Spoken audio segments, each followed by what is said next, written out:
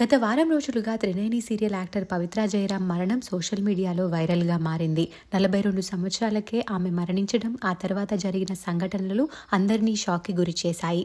ఆమె మరణం నుండి కోలుకోక ముందే ఆమె భర్త, తోటి యాక్టర్ అయిన చంద్రకాంత్ బల్వన్ మరణానికి పాల్పడడం అనేది మరో చేదు వార్త అని చెప్పాలి. అయితే చంద్రకాంత్ మరణించడంతో ఇప్పుడు ఆయన కుటుంబం అనాథలుగా మిగిలిపోయారు.